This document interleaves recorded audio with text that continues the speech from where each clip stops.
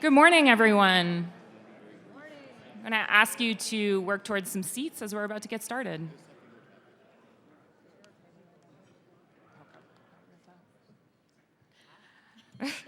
Sorry, you all got quiet faster than I expected. Thank you. Good morning and welcome to the RIA Annual Convention and Industry Expo for 2022. We did it. We're here. I am Kelly Dolan, the chair of the Planning Committee, and I get to start us off today. I'm going to jump right into some housekeeping issues for all of us, so please take a look around you, identify your emergency exits. In the event of an emergency, please do exit the building. Do not run towards the damage to get a better look or hand out any business cards. It is not every industry event that has to make this distinction, but here at RIA, I felt it was a little important. Restrooms are outside of our main doors, either on the left or the right hallways. There are restrooms, so you have options.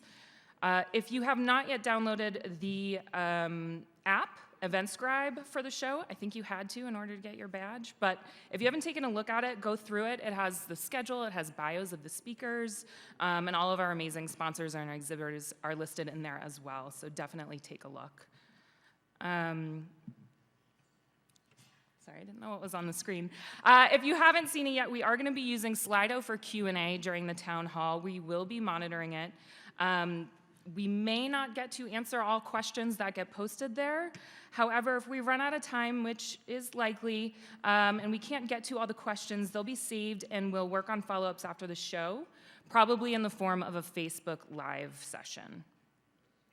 So, wait, do you want to give them one more second on the Slido? So did everyone get the code for the town hall there? I see a lot of people typing. I'll give you another moment.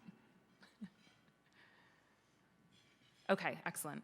I am going to ask we try to silence our cell phones and minimize any other alerts to limit disruption to those around us. That's the end of housekeeping.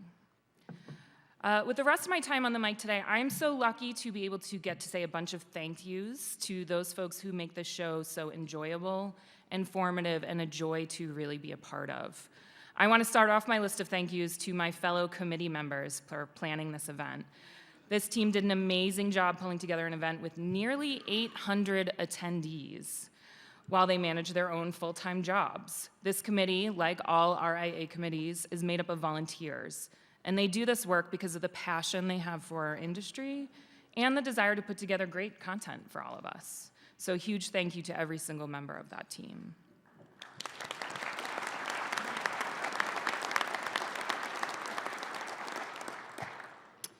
And I really can't thank the RIA staff enough. I'm going off script. They are for sure the unsung heroes of this event and what gets accomplished here. They're a team that is true pleasure to work with and to learn a lot from, so thank you to that team as well. I am also delighted to be able to thank our sponsors and exhibitors. Please make sure to visit everyone in the exhibit hall during our breaks. We're so lucky to have them here and so appreciative of how much they contribute to our conference. We will break at 10 a.m. today to visit with them for lunch in the exhibitor hall, and then again at 5:30 to 6:30, where I hear there may be prizes, in case that entices you a bit more. And then tomorrow we also have a mid-morning break with them. I also want to thank our media and podcast partners who are here. Make sure you stop by and say hi to them as well. And I want to thank Sunbelt. They are sponsoring our party this evening, so food, drink, and a band for all of us to enjoy, live music. This will be in the Edge room on property here. And my last thank you to those of you joining us virtually. Thank you for your energy and attention during the show and for joining us from wherever you may be. It is now truly my pleasure to introduce President of RIA, Katie Smith, who will take over for the next section of our town hall.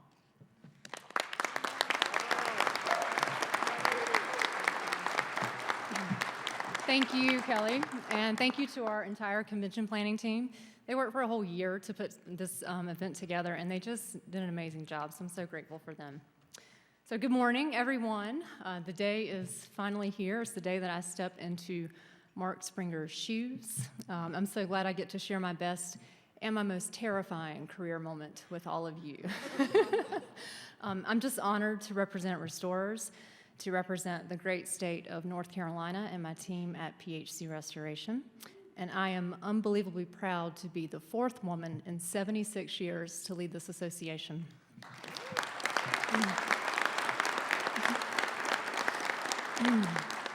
Thank you.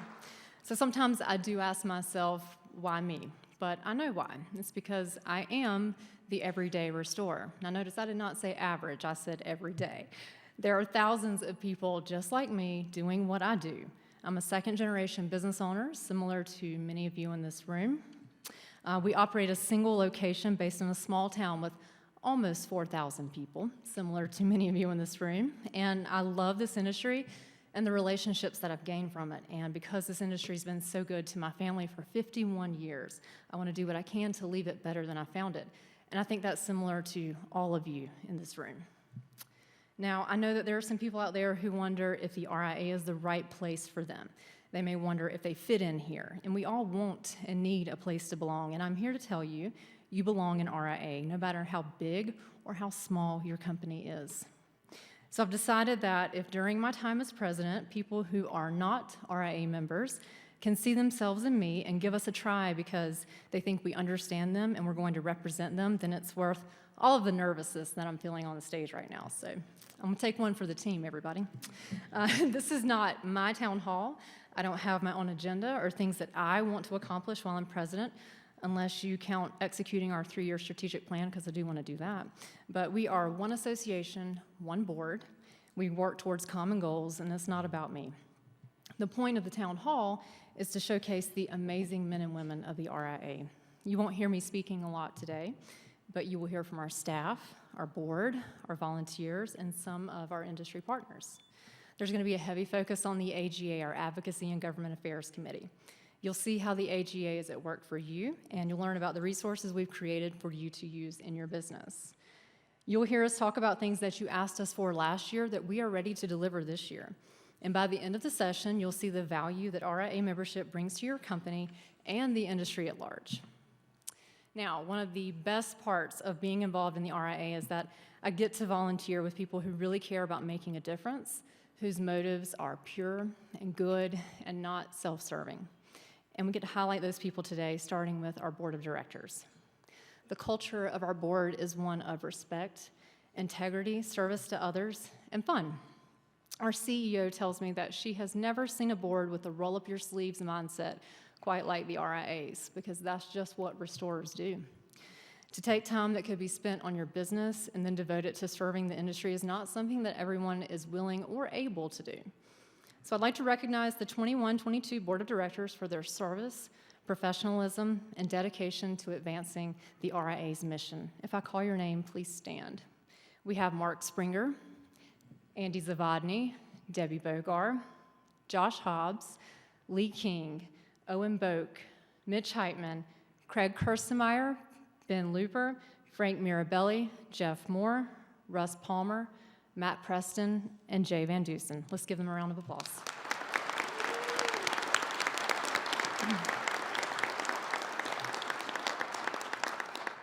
And this year we had yet another record-breaking year for board nominees and voter turnout.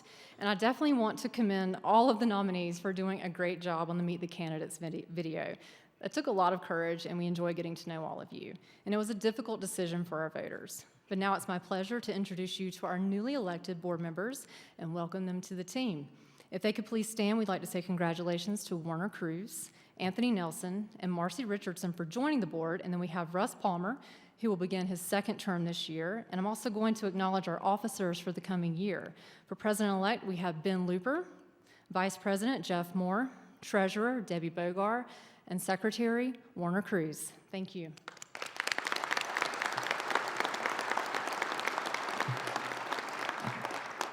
And now I'd like to call Lee King, Mitch Heitman, and Jay Van Dusen up to the stage. These 3 board members have just completed their term, and we'd like to recognize them for their service. Mark has a plaque that he's going to present to them. Where's Jay? Come on down, Jay.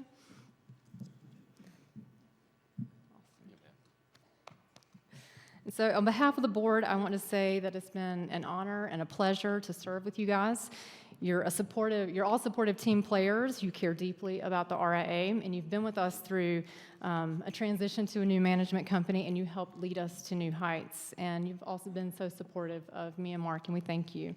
So let's give them all a round of applause.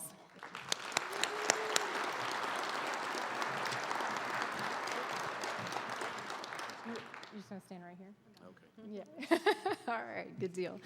All right, so next I get to recognize someone who is just willing to do what others are not. He's the kind of, I'm on Mark now, sorry. You guys are good. We can go. Yes, you can go. Sorry, Lee. You can stay if you want. I mean, I'm going to start over. You do whatever you want. Okay, all right, yeah, I can do that now, right? Okay. All right, so I'm going to go back to recognizing someone who's willing to do what others aren't. He's the kind of person who rolls up his sleeves and he digs in and he keeps going, even when he feels like giving up. And when you serve on a board for, is it 10 or 12? How many years? It's been a long time. Sometimes you have moments where you just kind of want to give up. But if I could just choose one word to describe Mark Springer, it would be committed. This man is committed to his faith, his family, his fleet response team, the RIA, and he's committed to the people of our industry. He shows up, and you can always just count on him to do whatever he tells you he's going to do. He's a visionary, and he's the architect of our AGA blueprint. He saw the potential for the RIA, and he painted a very clear picture of where we're going and how we're going to get there. And because of his leadership, RIA is in the best place it's ever been, and we as volunteers enjoy what we do more now than we ever did. Mark says we need to be good stewards of volunteer joy, and he leads by example. I have had the privilege of working alongside Mark, or in lockstep, as he likes to say, for the last few years, and I can tell you that he is genuinely committed to doing what's best for the industry, especially when it comes to making difficult decisions. I'm happy to say that Mark is not going anywhere. He stays on our board as immediate past president, where I know he will give 100% for the remainder of his term. But today, his work as president deserves to be recognized. So Mark, on behalf of the RIA Board of Directors, our staff, our members, and our industry at large, I say thank you for the phenomenal job you have done as president of RIA.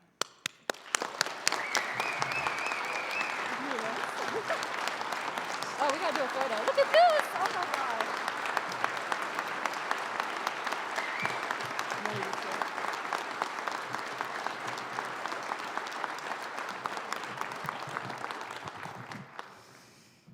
You are all so kind.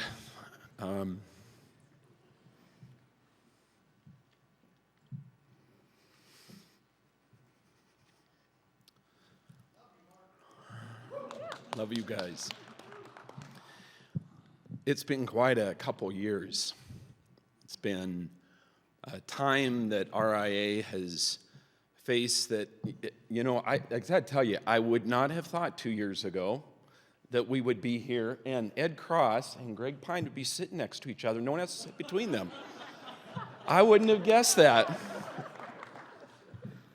We have seen so much over the last couple years in this industry and in this association. And I was just so privileged to be here, to be able to serve you.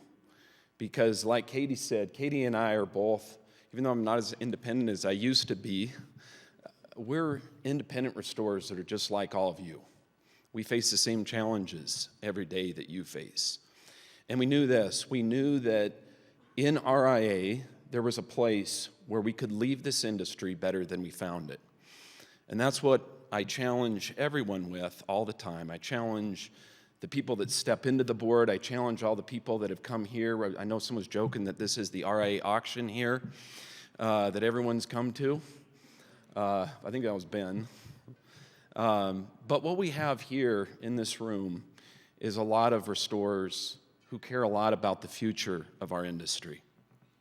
I know that the board that we have that represents all of you who have been such a joy to work with over these past years care about what the future of our industry is. And so I challenge everyone as we look forward, as we think about what the future holds, what is most important for the industry? because as this association grows, sometimes we can see other interests come in. But I challenge us all to remember this.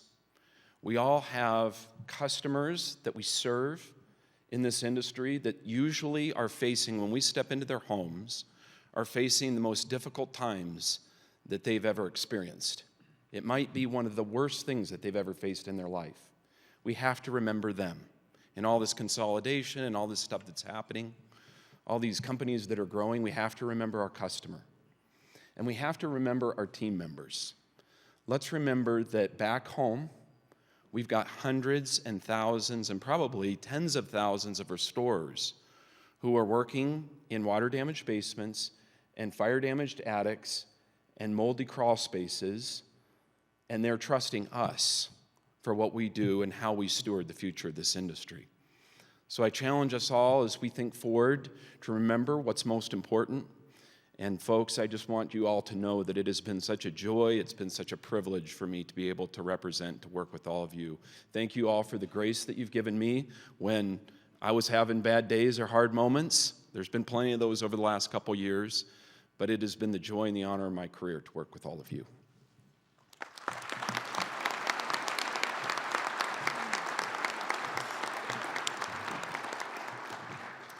So I think now would be an appropriate time to acknowledge any of our past presidents in the room. So first, I'd like to ask them to stand up. I know we've got a few of them in here. Okay. All right, and then I'd like for any former board members to stand up and join them. All right, awesome. All right, so I want to say thank you for your service, for paving the way, and then for continuing to be involved in the RIA. Let's give them a hand.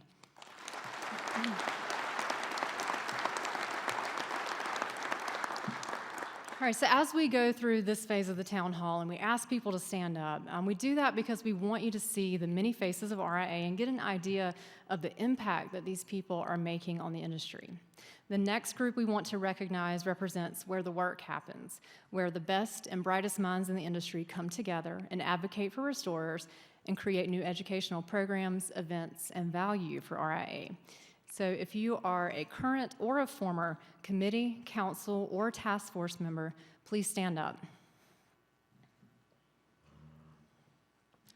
Awesome. Wow. Thank you.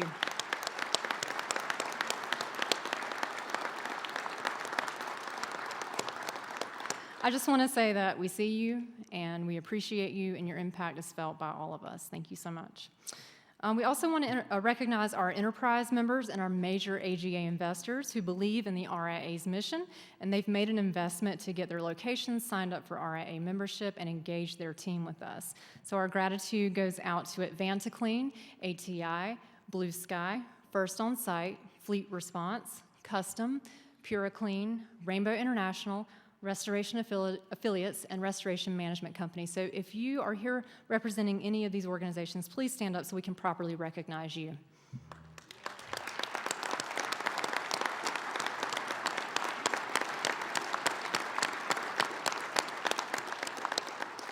And I just think that's what associations are all about. When we're here, these companies are not competitors, they're collaborators, and they're working together to make a difference, and we're grateful for their support.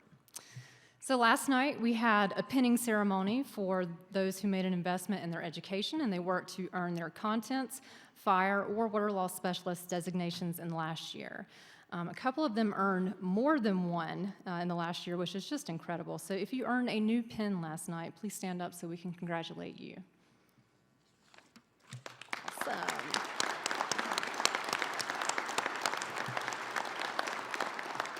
Okay. So the next group of people we want to recognize are some that I want you to meet before you leave here this week. For years, RIA has been a volunteer-driven organization, and our volunteers were lacking joy. In 2019, in one of those quit or roll up your sleeves moments, a few of us set out on a mission to find an association management company that could help us build a truly sustainable organization. We wanted to find a company with a culture strong enough to retain its employees. And after visiting association headquarters in New Jersey, we knew they would care for RIA, give it the attention that it deserves, and grow it to new levels. AH is consistently named one of the best places to work in their city, and we knew that would help us move away from the theme of staff turnover that we had had in the past. And so since the end of 2019, we've been working to transform RIA into a staff-driven organization, where the board sets the strategy and the staff works to execute the plan. And I'm pleased to say that even COVID has not slowed this team down one bit. You'll see the role of RIA board members and presidents shift over the next few years as we let our staff do the heavy lifting because they are highly capable and competent, and we're grateful to have them on our side. So let's meet the team. Some of them are in here and some of them are working in other areas, but if they're here, they'll stand up.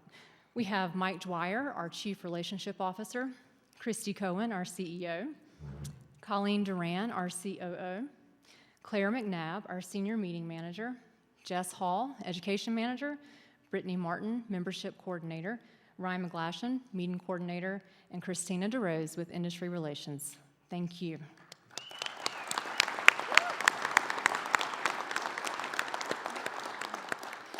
So now I'm going to hand it off to our CEO, Christy Cohen. I just cannot describe how much I enjoy working with this woman. She has taken ownership of the success of RIA since day one. Actually, before day one, when we first met her, when we thought she might be on our team, she came to the table with tons of ideas, and she was ready to roll up her sleeves and get started. So I cannot commend her enough for the way that she has learned the ins and the outs of our industry, which is just hard to do sometimes, and the way that she keeps us on strategy is impressive and also hard to do. She's always a professional, and she's calm under pressure. She's a good steward of our resources, and she makes sure that we stay within our budget. Having her as RIA CEO has been a game changer for us, and we're just grateful to have her leading the team. So, ladies and gentlemen, Christy Cohen.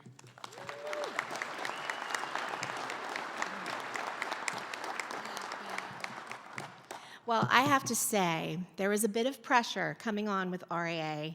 Working with this caliber of volunteers sets the bar very, very high. And so it has been a privilege and an honor to join the association as the CEO of RIA and working with these fantastic volunteers who are really just the lifeblood of everything that we do. So thank you, Katie, for those kind words.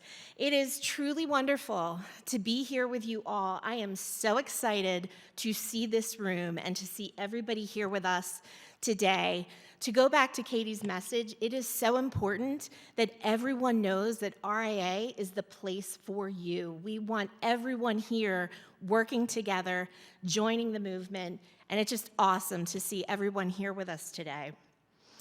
2021 was truly a pivotal year for RIA. We're going to talk about some of the strides that we made since the last time we saw you in Kissimmee, Florida for our 75th, around advancing our strategic goals of sustainability, of advocacy, of membership growth and engagement, and elevating our industry. Through the leadership of the RIA Board of Directors, our tremendous work of our volunteers and our staff, and continued support of all of you, our members, we as an association faced unprecedented challenges presented by the COVID-19 pandemic over the last 2 years. We came out of it head on, stronger than ever, more united than ever before. And I'm just so proud of that, and I'm so appreciative to every single person in this room that helped us get through those challenging times. So we're pleased to share with you all the 2021 annual report.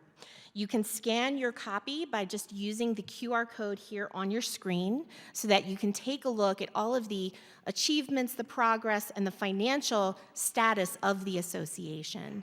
So I'll give you a moment if you'd like to scan the QR code. You can download a copy of our annual report. It will also be available on the RIA website as well. So I am happy to report that the RIA continues to move in a very positive direction to increase our membership. As you see here, we ended 2021 with 1,030 members, and that represents a 12% increase in membership from 2020, but our numbers continue to grow even into 2022. A critical component of the growth strategy was to implement a new enterprise membership program. The program gives larger multi-location restoration companies a way to financially support the AGA while providing RIA member benefits to all of their locations and the many employees within those locations. And since the program's inception, we have been very pleased to welcome 6 new enterprise members to the RIA, including, as you see here and mentioned by Katie, AdvantaClean, Blue Sky, First Onsite, Custom, PuroClean, and Rainbow International. I want to recognize and thank each of our enterprise members for their significant investment and support of RIA, which really helps make the work that we do through the AGA possible. Thank you all for your tremendous support over the last year. The RIA has been very busy, to say the least, since the last time we were together at the 75th anniversary in Kissimmee. We've made the decision to transfer ownership of RIA's legacy publication, CNR Magazine, to Michelle Blevins. Michelle has taken CNR to absolutely new heights through a new website, including magazine articles, web-exclusive content, new podcasts and videos, and the latest industry news. CNR continues to be an effective, wonderful avenue for promoting the RIA, spreading the word about AGA, and giving restorers the information that they need to know. So congratulations, Michelle. You've done a wonderful job.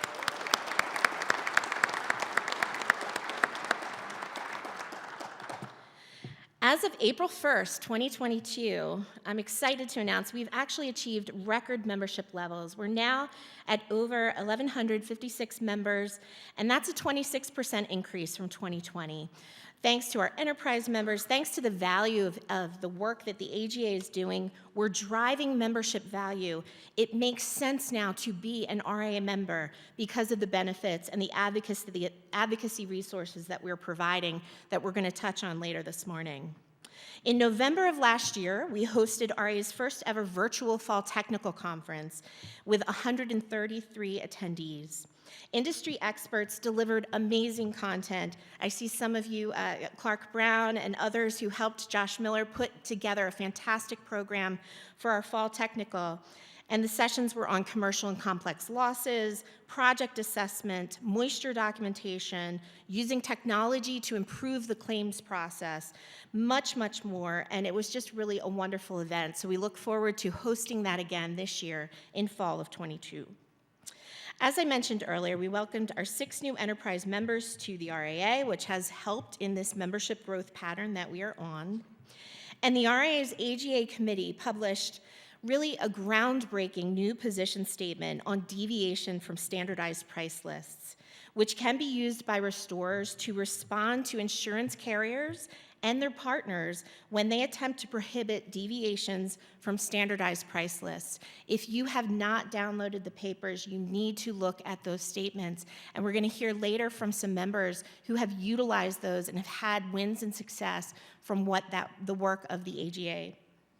Our AGA Investment Subcommittee led the effort to raise over $135,000 needed to fund our critical AGA investments and initiatives for our advocacy work on behalf of restorers. The AGA Committee and the RIA Board of Directors approved a new AGA 3-year strategic plan that casts strong vision for addressing the critical needs that are impacting every one of us in this room, that are going to focus on expanding into legislative monitoring, focus on addressing overhead and profit and 10 and 10 issues, labor rates, claims process issues and unfair practices, and pricing feedback and improvements. Under the leadership of the Education Committee and our subject matter expert volunteers, the RIA completed development of the final advanced designation pillar under the Certified Restorer designation, the Environmental Risk Specialist, or ERS. The new ERS course will provide students with awareness and understanding of environmental hazards, including chemical, biological, radiological, nuclear, and explosives, and risks associated with disaster sites. So it was truly a privilege and honor working with the volunteers who've put together this exciting new pillar designation. We appreciate you all. The RIA expanded its affinity partnerships this year as well to include some new free member alerts for all types of severe weather events and natural disasters, and discounts on asset management software through our new affinity partner, Earth Visions.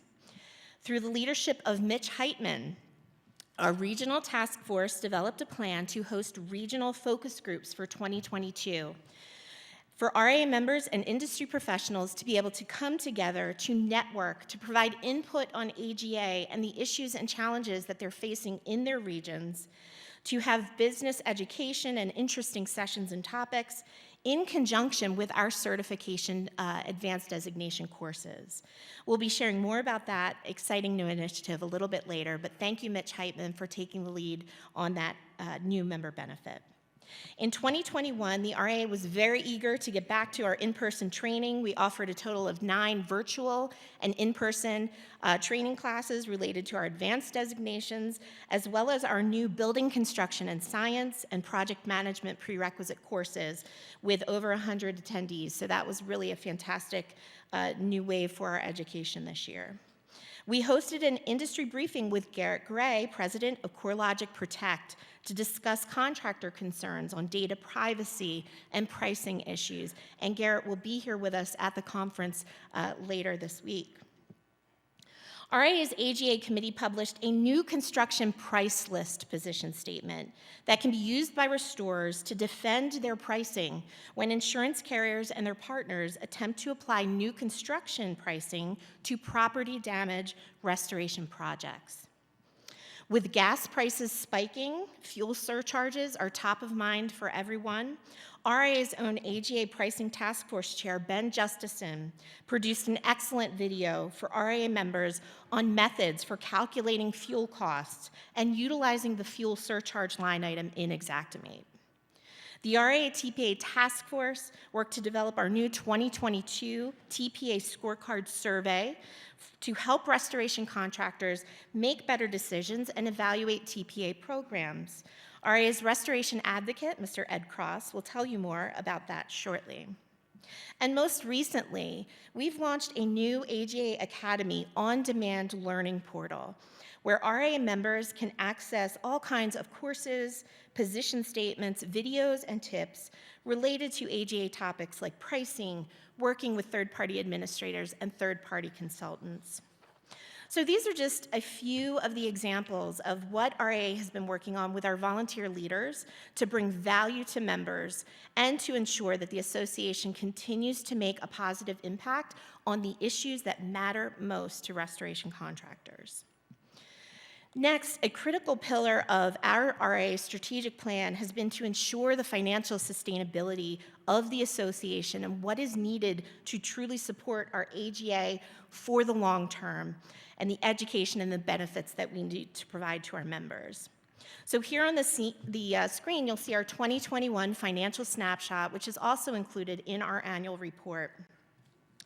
I'm pleased to report that RIA closed out 2021 with net operating income of over $200,000 compared to $77,000 in 2020. That's a 165% increase. This is attributed to several factors, including the record attendance that we had at last year's convention, which realized a net income of over $106,000 compared to a budgeted loss of $108,000. Also, along with the tremendous success of our pillar designation courses and prerequisite courses, thanks to our fantastic RIA instructors, and increases in revenue through our advertisers and sponsors through our industry relations team. Our AGA investments totaled over $135,000, while expenses were over $168,000, and those AGA funds are critical to support the costs of our restoration advocate, our AGA Academy, the resources needed to produce these position statements, to advocate with the third parties that have influence in the ecosystem, and to analyze pricing data and put out the resources that restorers need. I want to take a moment to recognize Debbie Bogar, RIA's treasurer, who works closely with our staff team to ensure that we are tightly managing expenses, we're meeting our budget goals, and we're putting the association on the best possible financial footing. Thank you, Debbie, for your work on behalf of the association. We appreciate you.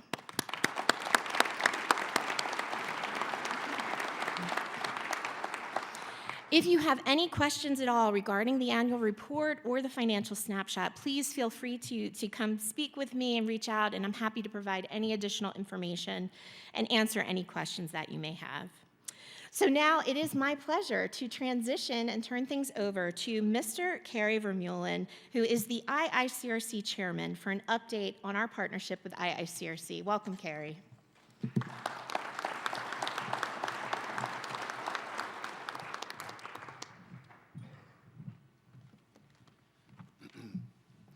Thank you, Christy, very much. And thank you to the entire RIA board for inviting me to speak here. It's actually quite humbling to stand in front of this crowd. This is a great crowd, holy cow. And on that note, I want to congratulate RIA for putting on such a large event. Holy cow, it's big. I'm used to speaking in front of groups of 100, maybe 200, and I'm not quite sure how many are here, but it's more than that. Anyway, it's very humbling, again, to stand here.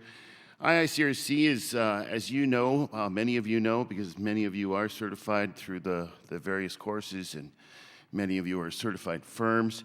There's been ups and downs also with IICRC in the past 10 years, and we have managed to do well and continue to do well. And we're actually completing our second year under a very bright new CEO, Michael Daktuk, who has taken us off into different directions, many of which I had goals and visions of 15, 20 years ago. I've been involved with IICRC for 30 years or so. And we're working in government advocacy as well, not quite in the same way RIA is. You know, IICRC publishes 21 standards, many of which now have ANSI accreditation, and we are following. We've put a lot of resources behind following various legislation coming out that deals with cleaning and restoration, primarily restoration, as you all know. And a lot of it has to do and revolves around mold. But we all know mold revolves around water damage. So we are dedicating staff to that and resources, like I said, to keep an eye on this and make sure the various states that are considering legislation or are encountering reasons to have it, that we are there with our ANSI accredited standards. And this is it may not sound like a lot, but it's a major undertaking for the IICRC. So, and for the entire industry, because that's really what we are concerned about as well. So that has been going on for 2 years, and we are making progress.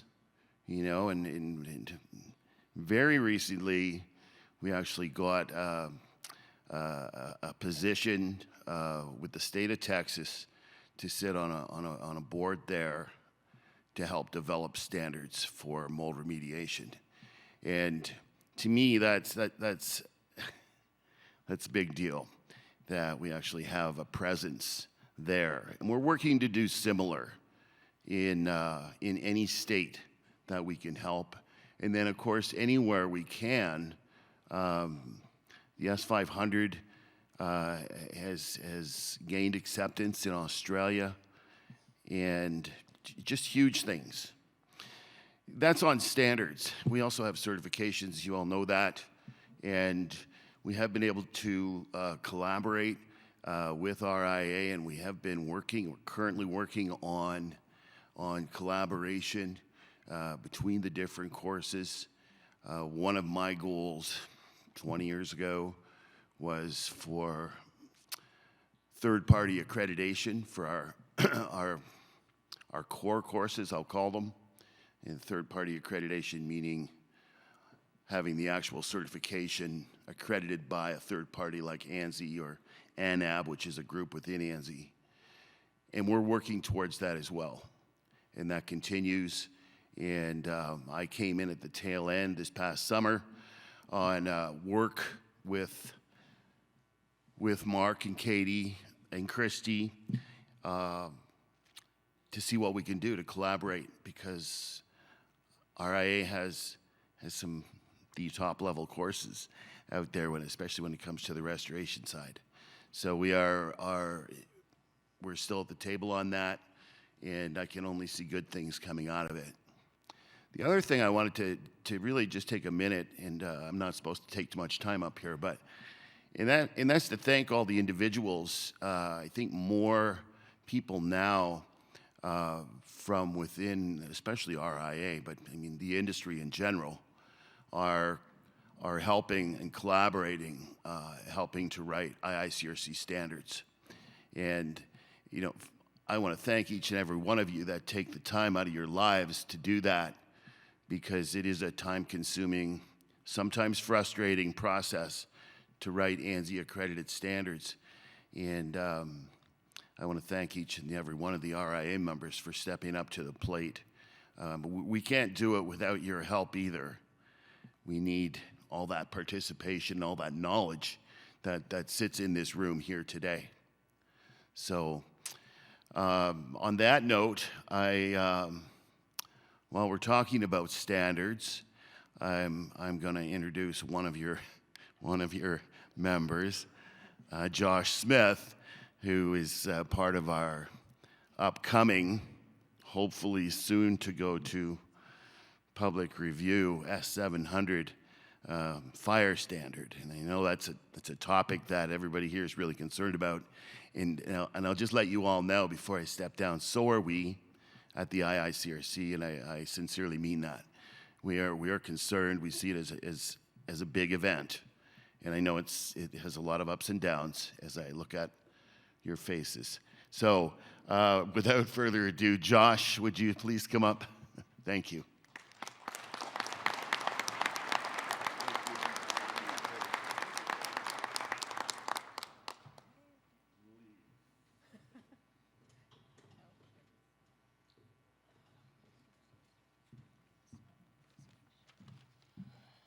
Good morning. Kerry and I started speaking earlier, and he took my speech where you said, "Holy cow, holy cow." Thank you for taking that. I'm here to give a little information on the update about the BRC, future ANSI S700, which is the standard for professional fire and smoke damage restoration. But first, some gratitude and some acknowledgement of those that have dedicated their time in development of this standard.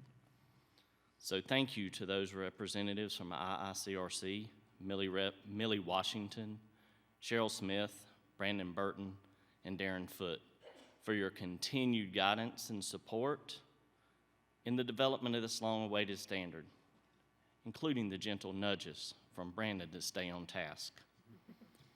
The S700 consensus body is led by Chair Bran Lynch and Vice Chair John Pletcher, and consists of a group of members who've left egos and agendas at the door and developed a camaraderie. Thank you to Rodney Harris, Brad Kovar, Ed Light, Dave Mason, Scott McFasden, Dave Robbins, Chris Resnowski, James Center, Mehmet Ukar, Greg Weatherman, Lawrence Wymet, and Cliff Zlotnick. Can you imagine getting all of those names and actually trying to pronounce all of them correctly? And I mispronounced the one that has 4 letters. And anyway, so we've drawn from hundreds of years of training, experience, and dedication in the restoration industry. And that's just Cliff. Our consensus body has compiled information from many sources to include bodies of knowledge once held independently, but now shared. So an additional thank you goes to IICRC, RIA, and even NADCA for the resources and shared information regarding fire and smoke damage restoration. This collaboration has made it possible for us to unite and make the industry stronger.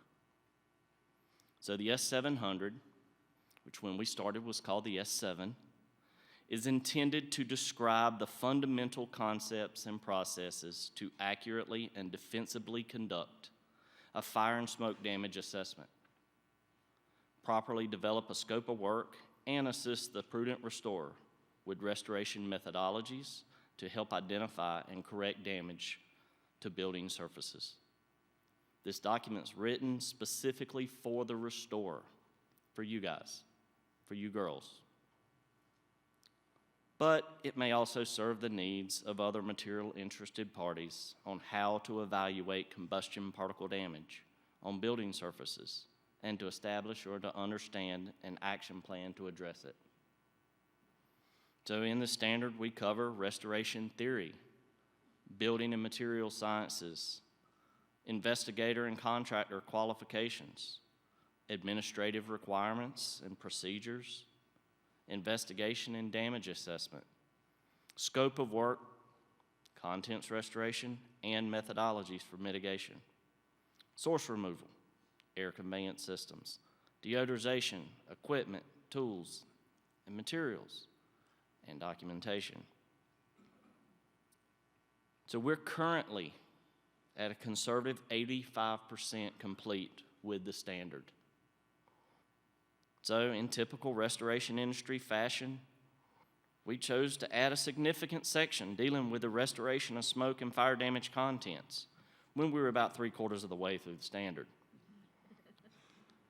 I speak on behalf of the consensus body when I thank you all for your patience and support as we work to create a document to further strengthen fire, smoke damage restoration practices in our industry. We look forward to the standard being finished at the end of this summer and being released to you for peer review. Once it's released, please take the time to read it and review. So thank you again for your time, and if you have any questions, feel free to ask any of the S700 consensus body members mentioned previously. And up next, we have Jeff Gross, the new AGA Committee Chair, to give an update on the Advocacy and Government Affairs Committee.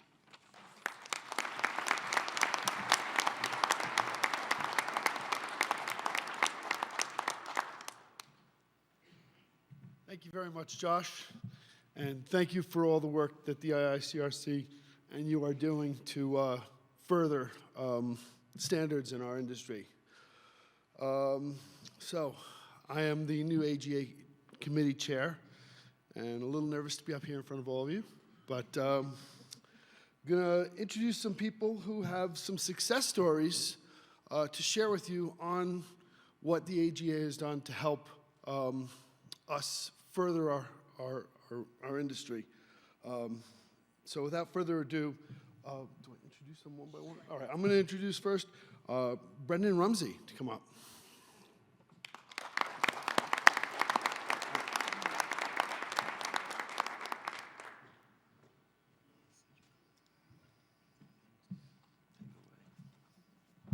Not sure if I was more nervous last night on that flight coming into Reno than I am now getting on this stage, but the TPA scorecard, we've had a little bit of success with using that in different situations. Situations could be, we used it in mediation and arbitration situations.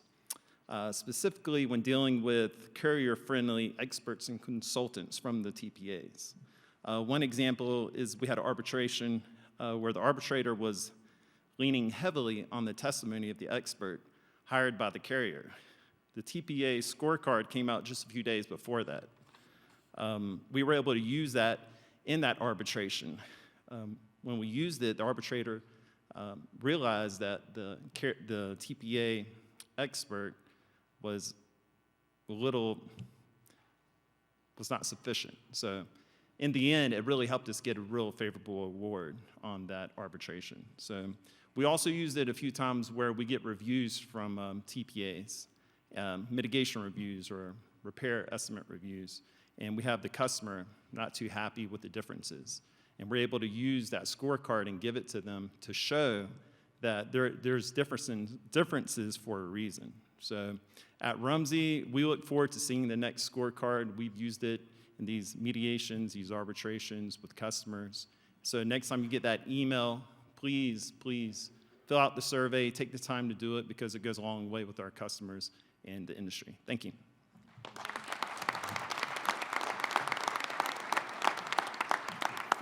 Thank you, Brendan. Next up, Frank Mirabelli, who used one of our position statements. Let's hear it.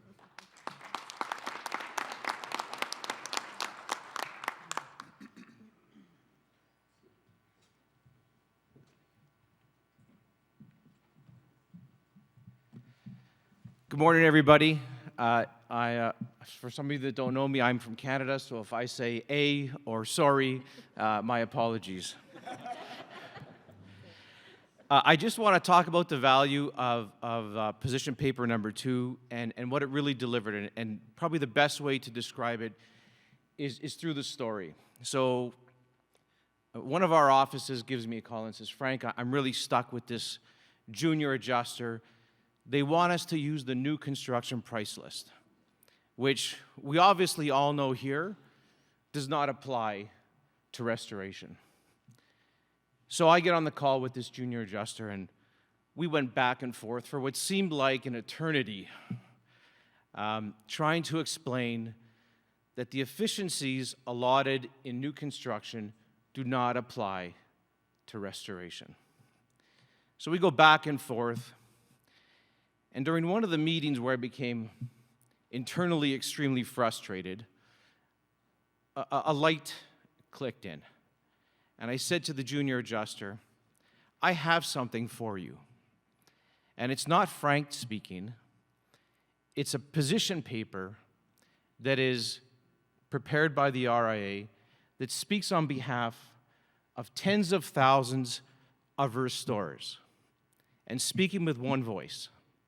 So I provided this paper, which they took to their supervisor. They come back a week later, and they said, we agree. Please keep it. Please do not use the new construction price list, and keep your estimate as is. So I really want to thank the committee for not just helping us to get the price that we needed to do the job properly, but for providing the restorers with a document that gives us one voice that we can speak with. So thank you very much.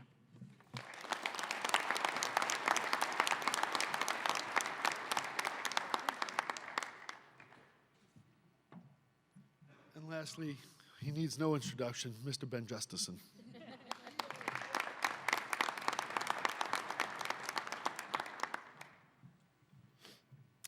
So my experience with the advocacy of the RIA happened before the AGA even existed. I have experiences with the position statements, pretty much all of them actually. But if it wasn't for the RIA, I would not be in business, okay? They probably did something completely unprecedented when I faced a patent lawsuit. So I owe so much to all of you that have helped me. With the position statements, I utilize the pricing position papers all the time, perhaps daily. I would say about 90% of my work is not through a program, and so we make our own price list, and we justify it every day on all those jobs that we do, and we utilize the position statements for that. I was also part of an appraisal process for another contractor out of Phoenix, and a carrier wanted to use the new construction price list, and we were able to successfully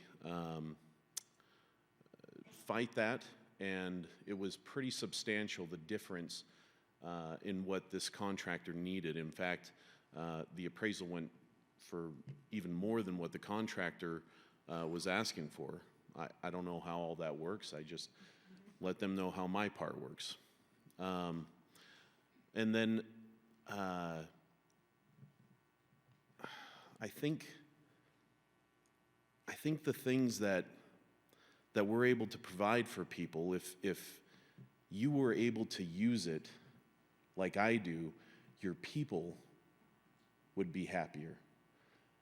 What they go through daily in fighting and justifying things that are legitimate that you guys are doing.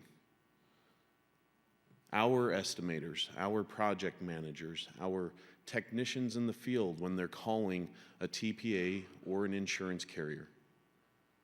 These are the things that you can provide to them to help them, because I think that's part of the burnout. So please utilize it as much as possible. A lot of time and effort has gone into this by so many volunteers, and I really appreciate what all of you have done for me and my business. Thanks.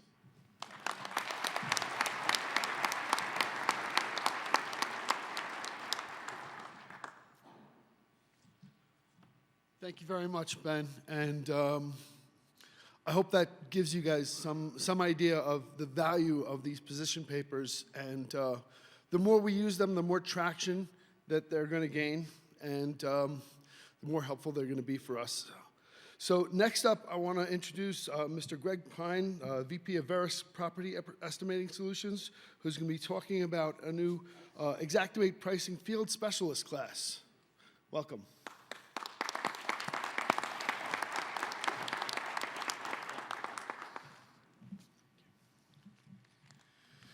Thank you. I appreciate that. I'm really honored to be here today. I thank Christy and Katie for inviting me to come and have a few minutes to talk about this new course we've created.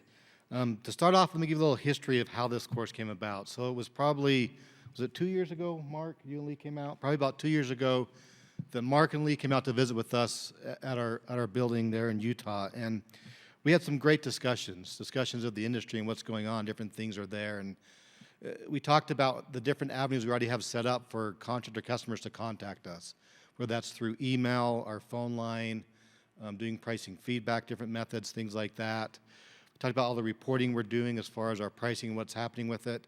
But one thing that came out of those meetings was realizing that there still is a lack of that connection or that contact that contractors feel with our company, to feel like they're being heard, and there's that connection, and they know somebody's name there at the company, at our company, and have that interaction in that way. So we talked about, wouldn't it be cool if we had a pricing course that contractors could take, that we would put on within our pricing team, outline how we do our pricing, go through different ways that it's done, communicate that, be a smaller class, 15 to 20 people, have a chance to communicate, have a code of ethics included with it, of things that we expect from those that want to take this course, have a test that's taken after to make sure they understand the concepts and things we've talked about.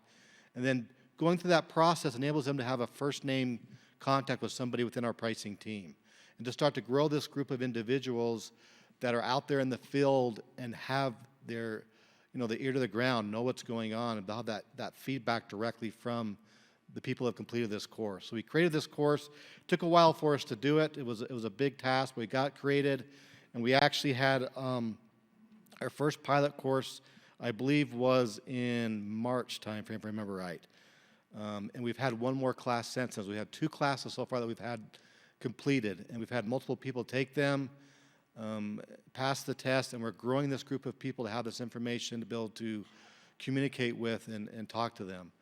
The next class is May 3rd and 4th, when we're going to do that. Right now they are online, they're virtual, they're 4 hours each day, so we do 4 hours in the morning each day.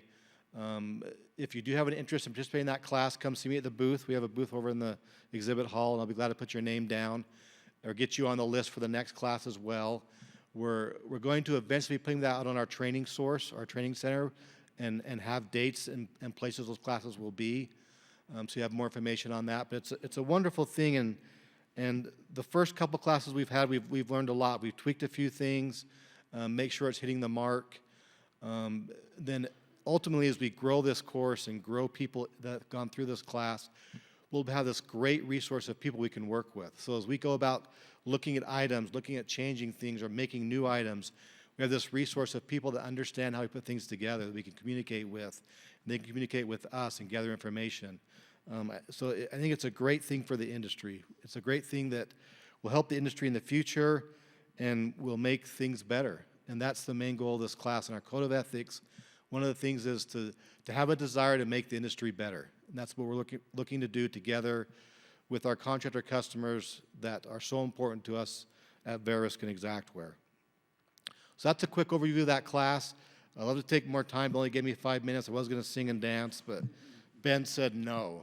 So, but he was in the first class and said I couldn't sing or dance. But and I know some of you I've seen here as well. We're in one of the first 2 classes.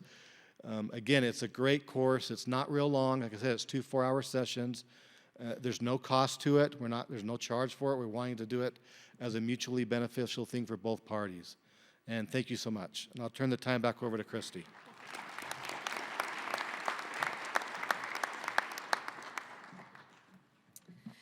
And I just want to thank you, Greg.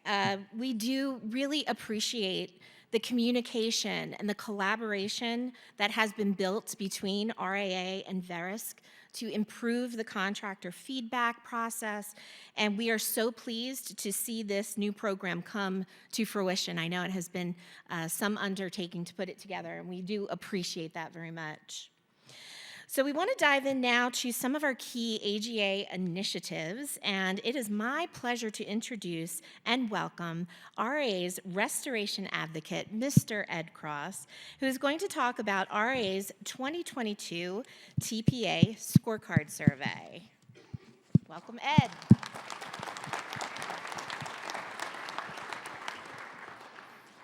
I'm going to be uncharacteristically brief. If there was ever a man who deserved a standing ovation, it's Mark Springer. Thank you so much for your leadership. A second standing ovation. Thank you, sir. We owe you so much.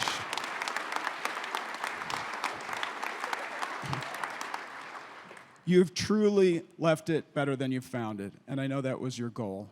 Thank you so much. Thank you also for coming up with the blueprint that outlined the strategic path for the Advocacy and Government Affairs Committee. And it's been really so important. And one of the concerns that Mark identified in the blueprint was issues that contractors were having with managed repair networks. And there were a lot of issues there. And we have come such a long way since then. As a result of this work and Mark's vision, I, as your advocate, have had an opportunity to have a number of in-depth discussions with the senior leadership of most of the prominent third-party administrators. And I'm able to talk to them about the issues that concern you guys the most. So I want to thank you very much for the opportunity and the privilege to serve as your advocate. It's been the most rewarding part of my career, and I'm grateful to you for that. And as you probably know, as was mentioned earlier, we put out a survey. And this was an unprecedented survey of TPAs. You know, there's no Yelp review that you can go and look at to get scores about the various TPAs. And the RIA, through the excellent leadership of Ben Looper's TPA task force, put together a survey. And we had nearly 1,000 contractors respond to the survey and talk about different issues and actually score the TPAs on areas like credentialing and job volume and the value that they got from the programs and the other administrative processes that are involved in working on those programs. We collected all that data, but we weren't just collecting data and regurgitating it. We actually interpreted the data, and many hours went into this, and that was assimilated into a report which is available for RIA members. The TPA scorecard is an RIA member benefit. If you're not already an RIA member, please join. The membership easily pays for itself as soon as you sign up because of all of the incredible assets with the position statements, the TPA scorecard, the videos, all of the excellent material that Verisk has been kind enough to collaborate with us on. Well, today, I am here to announce the 2022 TPA scorecard. And you will see the QR code up there. And if you are currently part of any managed repair networks or you're working with any TPAs, please scan that QR code and you can take the new survey. We have totally overhauled the survey.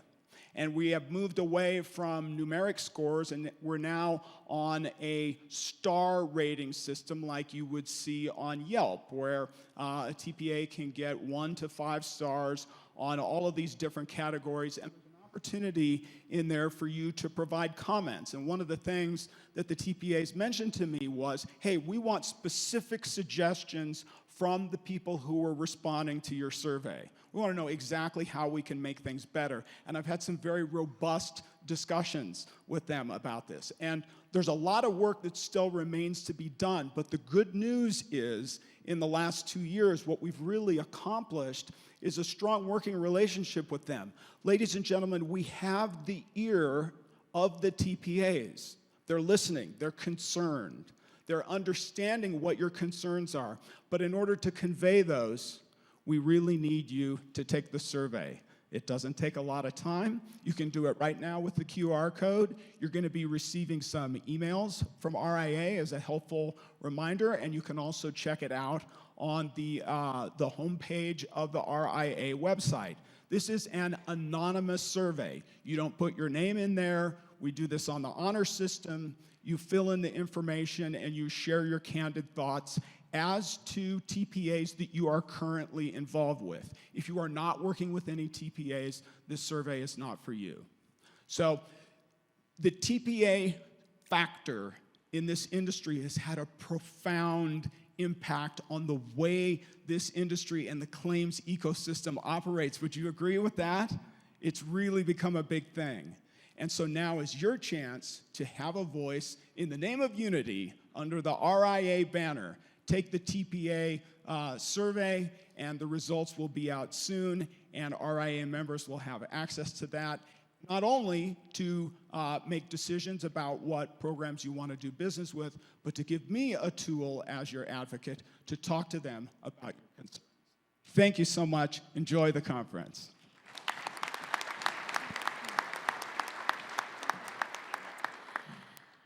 Thank you very much, Ed, for all of the tremendous work that you are doing on behalf of restorers working in a TPA environment. We appreciate that. And as I mentioned earlier, we're excited to announce the launch of the new AGA Academy online portal, which provides on-demand access to AGA resources, including our position statements, videos, resources, tips, and tricks, on a variety of topics related to pricing and working with TPAs and TPCs, assignment of benefits, and much more. So the AGA Academy is an RIA member benefit, and it can be accessed at any time, just simply going to the RIA website, and under our Advocacy tab, you'll see the AGA Academy link. And so we just, once you're logged in with your member credentials, you can access all of that material. Content will be continually developed and added to the portal as we continue to get more further along with additional position statements that will be coming out this year and other resources and tools that will benefit you. We certainly encourage you as well. Many of you may not know, as RIA members, you can have employees signed up under your membership so that they can access all of these resources. We talked earlier about how important it is that the folks are having these day-to-day conversations, are sharing the position statements, and having the access to the resources they need to make their lives a little easier. So if you have any questions about how to add an employee to your account so that they can have access to the Academy and all of that, please see us at the RIA membership booth, and we'll be happy to assist. I also want to recognize the international efforts that are working to develop AGA resources in both Canada and Australasia. Last year, during our town hall at the convention, members asked, what is AGA doing for members in Canada? And we listened. Through the leadership of Frank Mirabelli, the RIA has launched our new AGA Canada Committee to work specifically on AGA issues and initiatives that are impacting Canadian restorers. In the coming weeks, our Canadian members and restorers at large will be invited to participate in a survey to identify the top issues and challenges that the AGA Canada should work on. So we're very excited to be launching that initiative in Canada and expanding the reach of our AGA efforts. I also want to recognize AGA Australasia, which has been working diligently to identify issues in the Australia and New Zealand regions, and will soon be releasing several new position statements for that specific geographic area. So we just commend the entire Australasian AGA committee for their tremendous progress. We have many of our Australian friends here with us at the show, and we're so happy that you all are here. So I'm now going to bring up Mr. Matt Preston, who is RIA's new Legislative Task Force Chair, who is going to speak with you all about the task force and RIA's vision for advancing into this new strategic area of legislation. Welcome, Matt.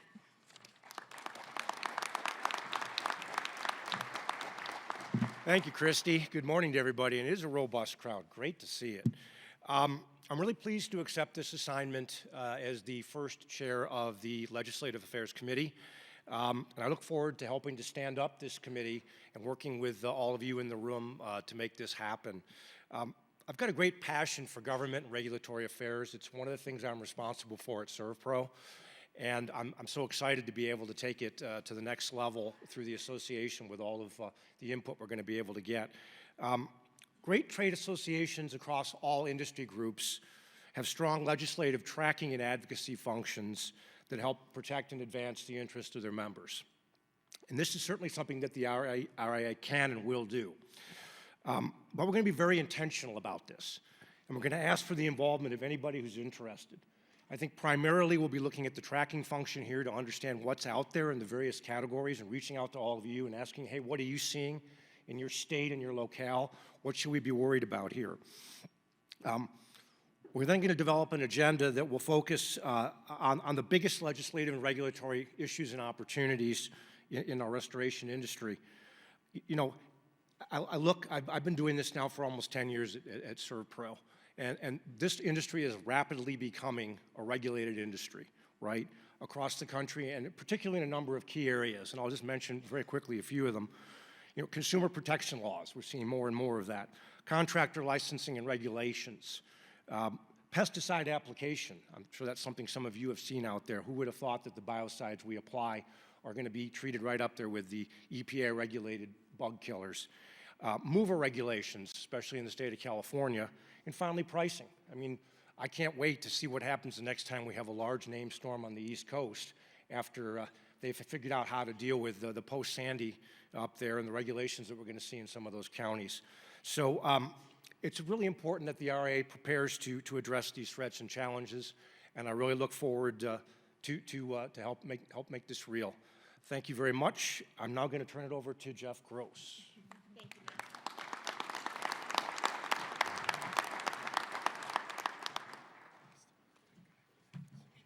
Thank you very much, Matt, and thank you for the work that you're going to be doing to help us further ourselves in that regard.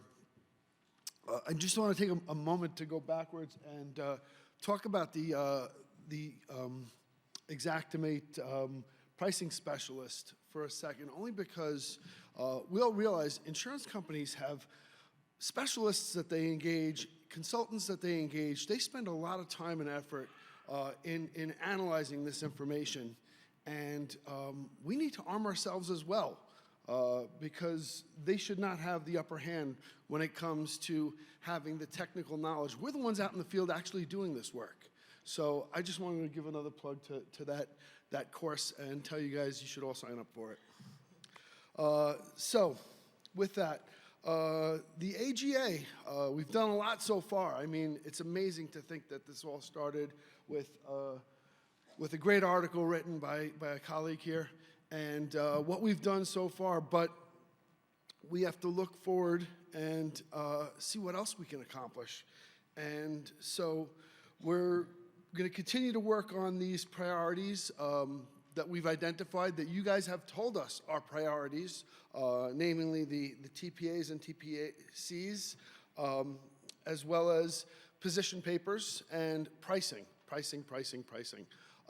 So those are the things that we're going to be most, most focused on. We did have a great AGA committee meeting yesterday, and we agreed, at least at the beginning, on a couple of additional position papers that we're going to start working on. And I'm just excited to see this stuff come together. And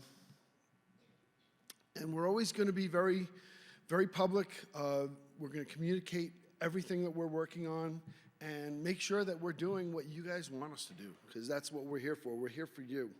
At the time, we had an amazing start to this organization. We had an amazing start to the AGA, and amazing investment from all of you. And we're not done with that yet. So we're here, of course, again, going to be hat in hand and asking for some more investment from all of you on this, and look forward to the future, where we're going to try to engage and build this into the REI membership. But for now, it's very important that we get your commitment and that we get your investment in it.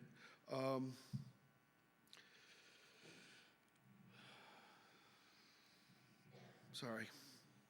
So I think that there's a lot of work on the table for us, and I think that if you guys fill out those surveys, if you guys engage with us and come back to us and tell us, this is an issue that we have, this is an issue that we as an industry should be working on, then we're going to add it to our list, and we're going to do what we always do. We're going to roll up our sleeves, get busy, and try to make things better. So that was the slide I was already talking about. But of course, like I said, we do need investment. We do need to keep this process rolling, and just the benefits, they well outweigh the investment. That's all I want to say with regard to that.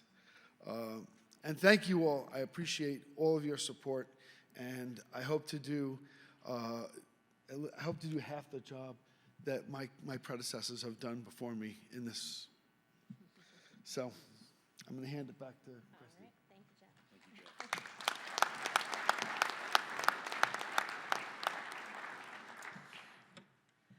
All right, so we're going to shift now just a bit to talk about membership. We're very excited that we've reached record high numbers for membership this year, but most importantly, we want to continue to hit home the fact that RIA is for everyone.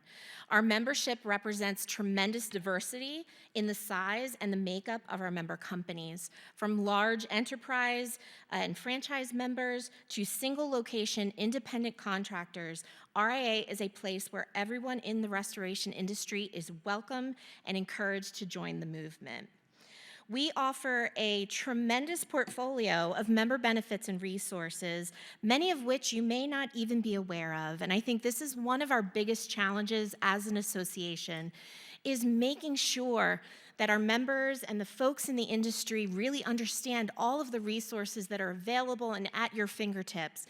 And so we just want to hit home so much of what we have that's available that you may not be taking advantage of.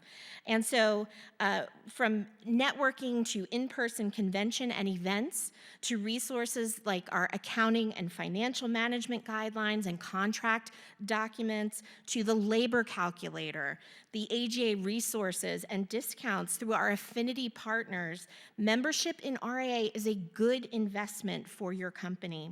If you're not already taking advantage of our affinity partnerships, I encourage you to visit with our partners, Sunbelt Rentals, Amy, and Earth Visions, who are all here in the Expo Hall and can share more about their product offerings.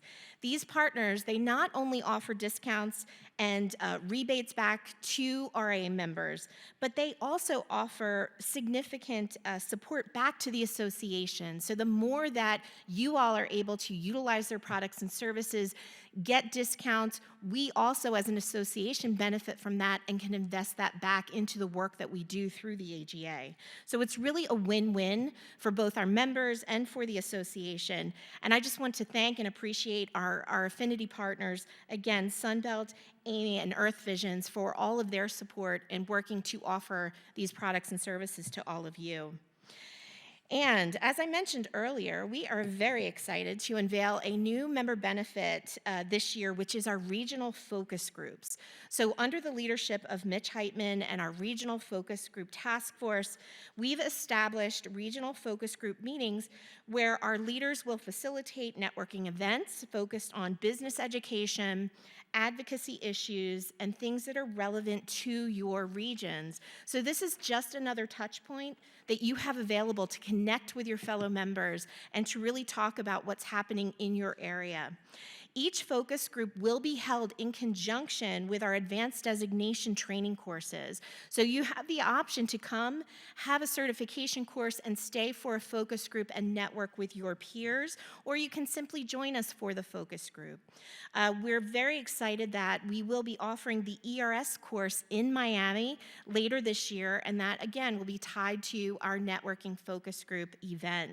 So I just want to thank and recognize our focus group chairs. We have Andy Zavadny, Jay Van Duzen, Jeff Jones, Sean Folks, Russ Palmer, and John Isaacson. If you all would please stand and just be recognized, we appreciate you taking the leadership on this, and of course, Mitch Heitman.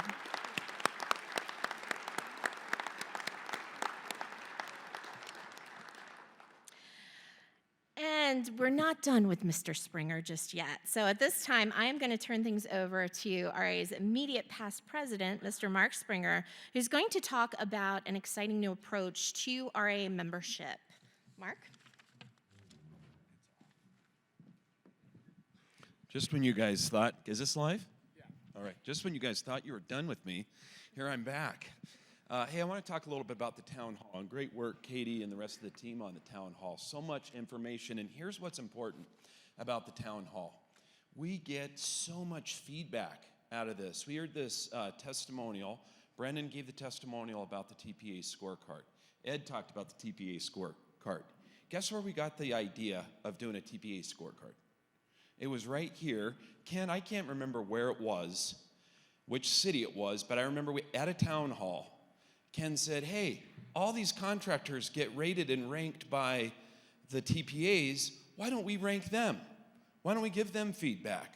So that's where that started. We get great ideas. I know we've only seen a couple of questions come through from the question app there, but I would highly recommend if you have suggestions, you have questions, please upload them there. I want to say just a real quick additional pitch and kind of on top of what Jeff had mentioned about the pricing specialist program. So Greg mentioned that it was a few years ago, we met down at Exact headquarters and we talked about this challenge, and I think we called it in the AGA Academy the circuitous death trap of pricing, right? You get this, sorry Greg, I couldn't resist. So what everyone's had, and I will tell you, that Xactimate told us one of our big challenges for surveys is that we call someone, we ask them about pricing, and they just refer back to Xactware.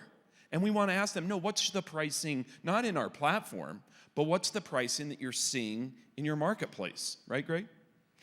And so what we had said is we said, well, all of these contractors here, they know what the pricing is.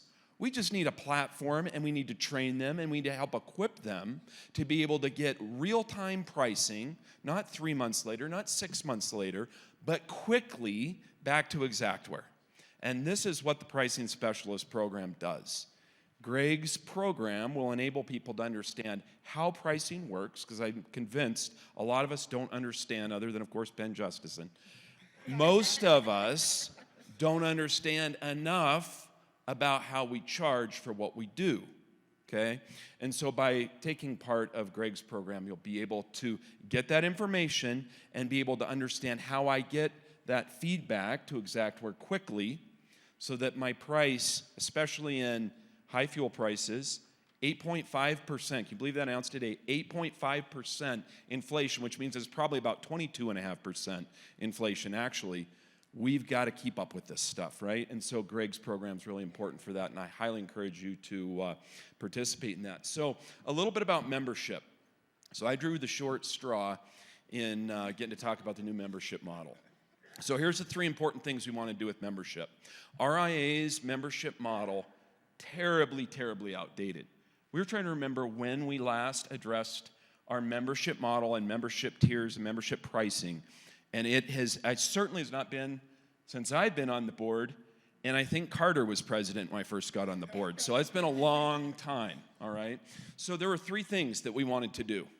Number 1, last year we heard at the town hall from you that you guys don't really appreciate our hat-in-hand approach with fundraising. I know Jeff loved putting that QR code up there and asking for money, but we heard everyone told us, he said, why don't we figure out a way that we can fund all this work that AGA is doing through our membership instead of everyone having to come? Now, a lot of people in this room have been very, very generous to support AGA. But here's the bad news I have. There is no way that we can fund what we need to accomplish with what Matt's doing in legislative affairs, what Ed's doing as an advocate, for the additional advocates we need in the future, for AGA Academy and everything else, for $135,000 a year. It's just not going to happen. Okay? So what we've looked at is 3 things. We want to be able to fund AGA in the future through the membership model. Great news is, for all the people who gave a lot of money and gave very generously to AGA and gave that kind of initial funding that we needed to get this off the ground, your membership cost is probably going to go way down, okay, relative to if you looked at, here was my dues cost, and here's the investment I made on top of that, you're probably going to see less. For people who didn't participate in AGA at all, it's going to cost a little bit more. Sorry. Next thing is, we want to be able to make sure that everyone can be a part of RIA. How many of us started our organizations and you looked at that cost of RIA and it's $900 and you're just trying to get your company off the ground, and $900 is way too much money, okay? So we've created a new tier and actually based all of the membership on tiers that allow us to scale RIA to the size of your business, which means people who before said, $900, I sat next to a gentleman this morning at breakfast, and I don't know if Kyle's here in the room, but he's been looking, he just started up, he and his wife started their business. $900 is a lot of money. So I said, well, just wait just a little bit. Sorry, Christy, I told him that. And then next, we want to be able to work this on a subscription model. I don't know, is Watley here in the room? I see Seth over there, but I don't think, is he back there somewhere? There he is in the very back. By the way, Watley, I'm wearing your socks. He's happy to give out actionable insight socks. So Watley doesn't ever hesitate to call me up and just brutally criticize me. He's one of the many people here in the room, I think, that don't mind calling me up and just giving me an earful. So he said, Mark, Netflix, Disney Plus, I can pay this thing on a subscription basis and it just comes off my credit card every single month. Why do I got to navigate through 87 steps on your guys' website to try to figure out how to become a member? Why do you guys got to make it so hard to be a member? Is that pretty much what you said, Watley? Why is it so hard to give you money? Why is it so hard to give you money, right? He said it, there was way more words in there than just that, but. So I said, Mark, you're right.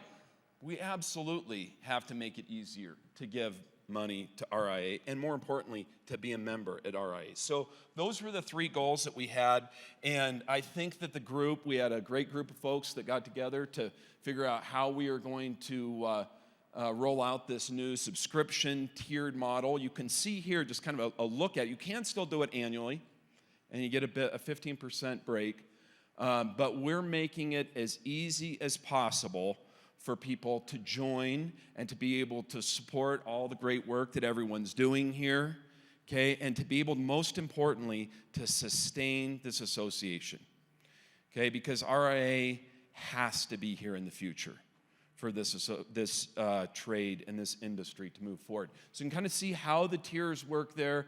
Most of you will never even notice this when it's on your credit card. You'll never even notice when the charge goes through. All right, Christy, go ahead to the next slide. And it gets even better.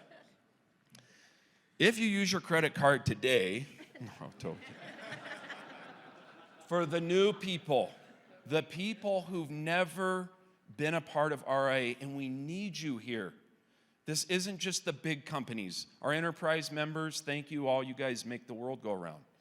But a lot of these companies start small, and we need you at the table with us. We need you participating with all the great minds here in this room. And so we have a discounted rate, $25 a month, $299 annual for your first year. So there is no excuse now to why you wouldn't become a part of RIA. I want to thank all the work. Chrissy, is there anything else you want me to say about membership? Just from a timing standpoint, Yep. we'll be rolling this out, and there is one more slide. There's one more slide. Bear with Oh, us. no, there's not one more slide. There's not one more slide, but the timing is this summer. Yes, we will start. We will be rolling out the new model this summer. Thank you all for your patience on this, and thank you for your support. Certainly the goal, we will still take investments in AGA, and there's some people I know that they've sold their organization, they've moved on to something else, and they've made investments, and that's appreciated. That's important. But most important, we got to make sure that RIA has the resources it needs to start what we've done and finish it. And folks, I truly believe doing that, the best is yet to come. Thank you for all what you do, and don't forget to get your questions in. Thank you very much.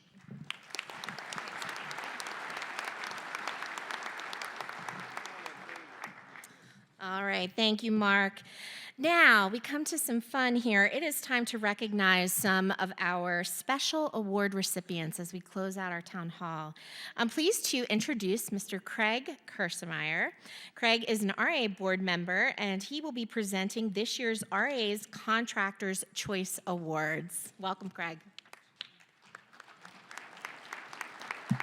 Thank you. Excuse me. Thank you, Christy. I am honored to announce the winners of RIA's Contractor Choice Award for Best Product and Best Service.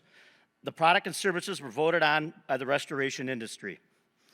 The winner of the 2022 Contractor Choice for Best Product and Restoration goes to Encircle. The winner of the 2000, there you go.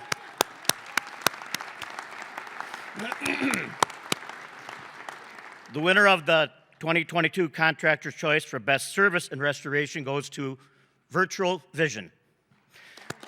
Congratulations. Would you both be able to join us up on stage? Well, there you are. Oh, that's not I need to switch. Hold. Congratulations. Oh, this way. All right. Photo op. Thank you to everybody. Congratulations. Thank you very much. There you go.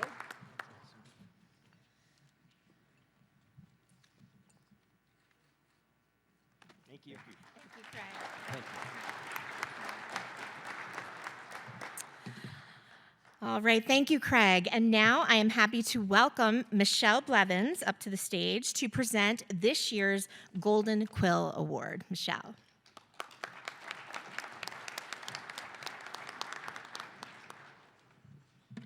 Good morning, everyone. Christy, thank you for the shout out earlier. I really appreciate that. I'm looking forward to meeting many more of you this week. Please feel free to stop by the CNR tabletop, get a latest issue. I'm thankful to be here, and I'm excited to give out this year's Golden Quill Award. So the Patricia L. Harmon Golden Quill Award is presented to one CNR contributor each calendar year. It is named for former CNR editor-in-chief Patty Harmon. It celebrates outstanding educational contributions by restorers and cleaners who help move the industry forward through their thought leadership, forward-thinking, factually sound articles. For consideration, the articles do need to be in a print issue, and I wanted to give you a little bit of background. So Patty worked and served within the RIA in various capacities in the early 2000s as editor-in-chief and the director of standards and communications. As a thank you for her hard work and the mark she left on the RIA, the Journalism Award was given her namesake in 2010 when she moved on to other opportunities. Today, she's the editor-in-chief of Claims Magazine and Property Casualty 360. When I had the privilege of taking over CNR last year, I was honored to carry this award forward, and I wanted to change it up a bit. In the past, it has typically been chosen by a committee of industry experts. This year, I opened up to the entire industry to vote on the winner and the article that you all thought was the best. All right, so the winning article was featured in the September-October issue of CNR. It was written by somebody who has been in the industry for a little over 20 years, and he tackled the tough position of being a lieutenant within a company, second in command, first in line. I want to read a little snippet to you, and you can find the article in its entirety on the CNR website. I think many of the leaders in this room can relate to this little excerpt from the article. Being first in line to try new things comes with a high degree of risk. The likelihood of failure is always looming with each new action or decision, often feeling like mission impossible. The tendency to polish your resume as a contingency plan can be more than tempting. However, this is where trust and respect play a critical role in the relationship with the owner. If these elements are healthy, there should be an understood freedom to fail within reason. When established, this takes some of the pressure off and allows the lieutenant to focus on the task at hand. The results are surprisingly positive for the entire organization, leading to greater degrees of latitude and creativity among the staff. Please join me in congratulating Tim Hull, the General Manager of Yulin Management Associates and the winner of the 2021 Golden Quill Award.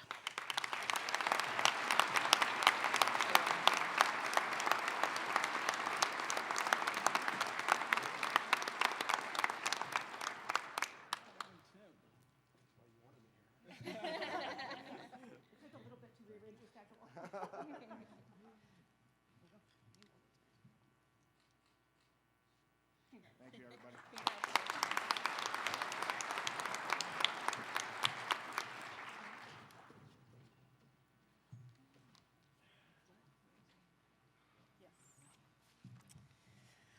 All right, thank you, Michelle, and congratulations, Tim.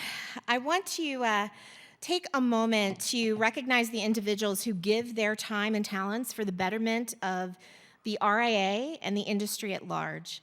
RIA volunteers give hundreds of hours of their time each year from developing educational materials and content, writing blog articles, planning our conventions and our events. They are the heart of everything that we do. And it is the very best part of my job to be able to work with these remarkable individuals.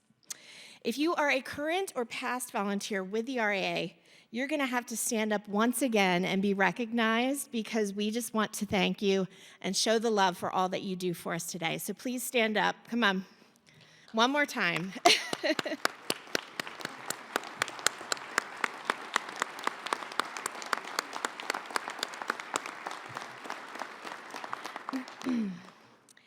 And I just want to encourage everyone here, there is a task, there is a project, there is something that everyone in this room can contribute to this association.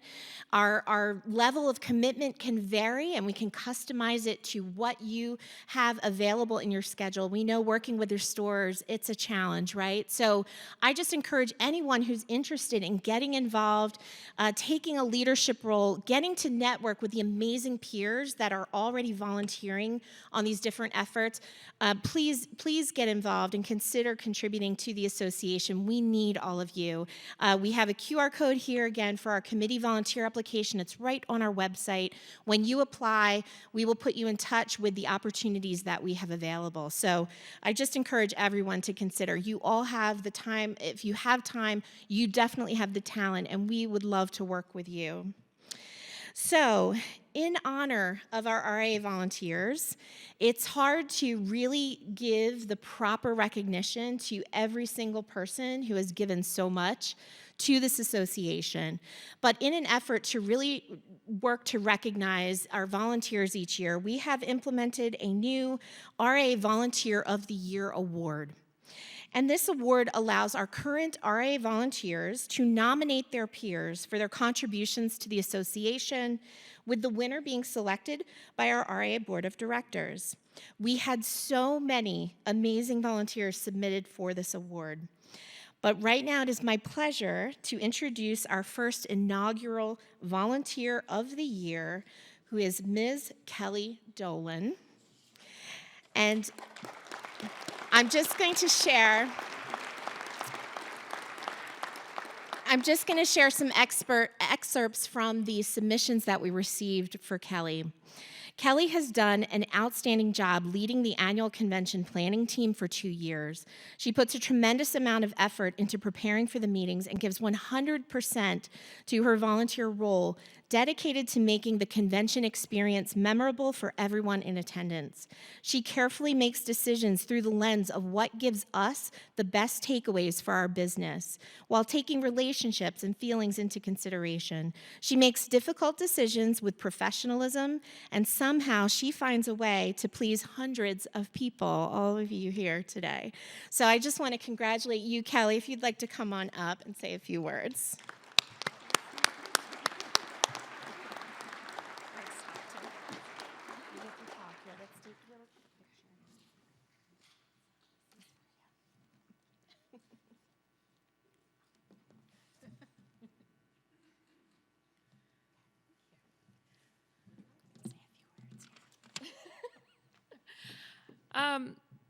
That was shocking, so thank you. I was really focused on refreshing the Slido page to make sure we caught anything, since we look like we might have a few extra minutes. In everything that's happened in my life in the last few years with mergers and acquisitions and the way my career has changed, I had to do an exercise at the beginning of our acquisition about a year ago, where I had to figure out what gave me joy and what gave me not joy each day in my job. And then I had to share that with my new boss. And he laughed so hard when I gave it to him, because he's like, I don't know how you don't see this yourself, but every time I had an RIA meeting or interacted with an RIA member, it was in my joy category.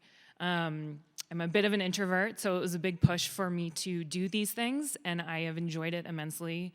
We are an amazing group of people as an industry, so it's truly a pleasure and a joy every time I get to interact with RIA folks. So I thank you all for opening my world and broadening my horizons and giving me the opportunity to do this. It's an honor and a pleasure, and I thank you guys for this.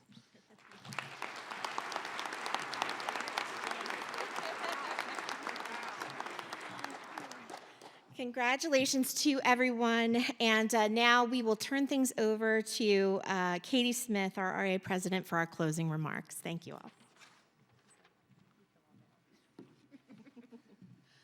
Awesome. I just want to say congratulations to our winners, and awards will be given throughout the convention, so refer to your schedule and your app just to make sure that you don't miss anything. Somehow we had one question come through Slido, and Jeff and Mark answered that. So that either means that we covered everything thoroughly, or you guys are all recovering from very rough landings in Reno. I'm not sure. I'm going to hope that we covered everything thoroughly. Oh, we have one. Is it safe to? I was like, is that a safe for work question? It is a safe for work. Okay. Who needs to answer it? It might be Mitch a little bit. So, what events will we be doing on a regional basis? Can you hear me? It's asking a bit more about the regional events. What will the events be? Is that you, or do you want to hand it over to your committee members? Yeah, absolutely. No. So the events are... Yeah, come on up, Mitch. Come on. Come on, Mitch. You can do this. Thank you. Just couldn't. You sucked me into it one way or the other here. So yes, we'll get the schedule out to everybody. It is going to be posted on Facebook and then the email blast and everything like that. It'll be in conjunction with a class. So pretty much it'll be the different classes that'll be going on, and then there'll be a half-day event directly after that to bring everybody together and go through a predetermined agenda. Did I answer it? Anything in particular in the agenda you guys are going to be focusing on? There's quite a few different things. We're going to bring in an expert to go over different pieces of the industry, from HR, safety, something along those lines. Pretty much. Each class will be different. Thank you, Mitch. If you can give that to Mark, we had another question come in. Someone wants to know what RIA's membership goals are for 2023, and that's part of our 3-year plan, so Mark is going to answer that question. So our membership goal for by the end of 2023, we've got kind of a stretch goal, and then we have a goal that based on our current trajectory, I think is achievable. By the end of 2023, we want to be at 1,500 members.